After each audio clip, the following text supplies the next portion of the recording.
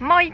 Mä oon Nea Berglund ja Porkkalan lukion kasvattaja, vuosimallia 2009 taisi valmistua.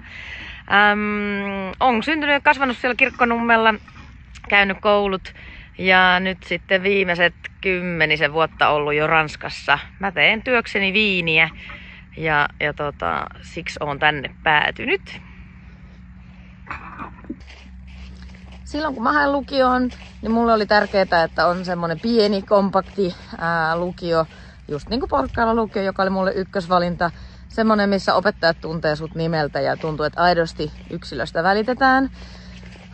Ehkä yläasteella tuntui vähän siltä, että monet aineet oli semmoista pakkopullaa eikä oikein kiinnostanut opiskella, mutta sit lukiossa motivoivat hyvät opettajat sai kyllä innostumaan.